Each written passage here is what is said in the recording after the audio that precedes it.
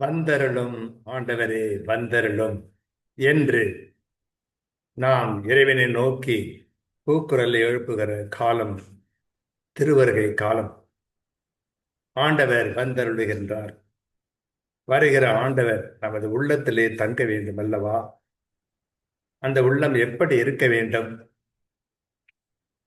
இறையடியார் வீரமாமுனிவர் தமது தேம்பாவணியில் மகிழ்வினை படலத்தில் ஒரு அருமையான கருத்தை நமக்கு சொல்லுகிறார்.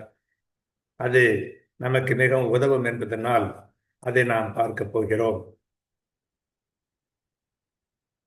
கடவுள் முன்னர் பெத்லகேம் பிறந்தார்.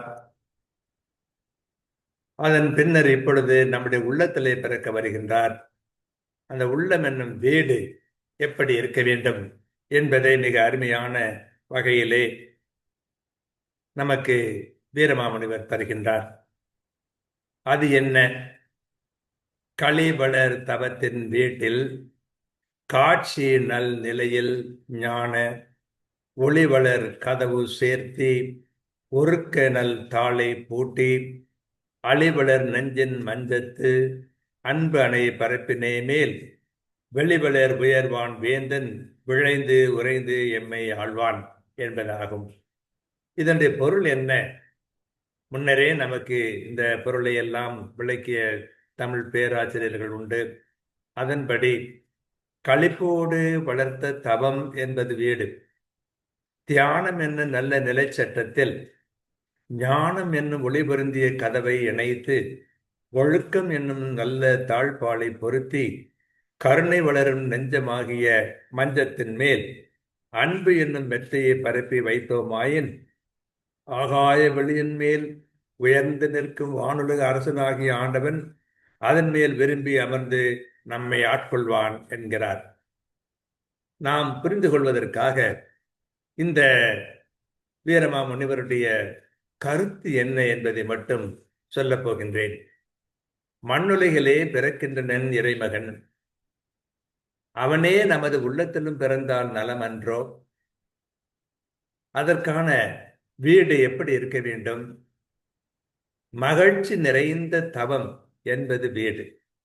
வெறுமனே தவம் அல்ல, மகிழ்ச்சி நிறைந்த தவம் என்பது வீடு. வீட்டின் நிலை சட்டம் தியானம் என்பது.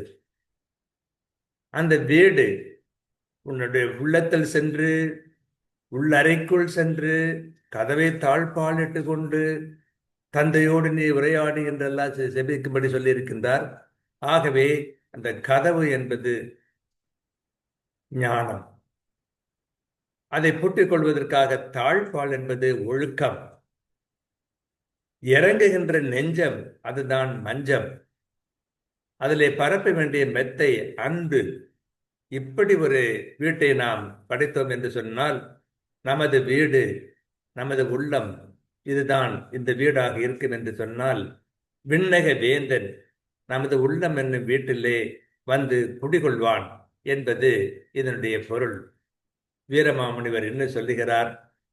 களிவளர் தவத்தின் வீட்டில் காட்சி நன்னிலையில் ஞான ஒளிவளர் கதவு சேர்த்து ஒழுக்க நற்றாளை பூட்டி அழிவளர் நெஞ்சன் மஞ்சத்து அன்பனை பரப்பினே மேல் வெளிவளர் உயர்வான் வேந்தன் விளைந்துரைந்து எம்மை ஆழ்வான் என்கின்றார். இதனுடைய பொருள் நமக்கு தெளிவாயிற்று அல்லவா? நம்முடைய உள்ளம் எப்படி இருக்க வேண்டும்? அந்த வீடு எப்படி இருக்க வேண்டும்? அதற்கு கதவு நிலை தாழ்பால் எல்லாம் எப்படி இருக்க வேண்டும்? மஞ்சம் எப்படி இருக்க வேண்டும் என்பதை எல்லாம் சொல்லுகிறார். ஒழுக்கம், தியானம் இவையெல்லாம் அவர் நம்மை விரும்பி வாழ்வதற்கான இடம் என்பது சொல்லுகிறதை பார்க்கிறோம். ஆகவே இந்த திருவருகை காலத்தில் இப்படி ஒரு உள்ளத்தை நாம் ஏற்படுத்தி கொண்டால் அது எவ்வளவோ நன்றாக இருக்கும். செய்வோம், வெற்றி பெறுவோம். வாழ்க.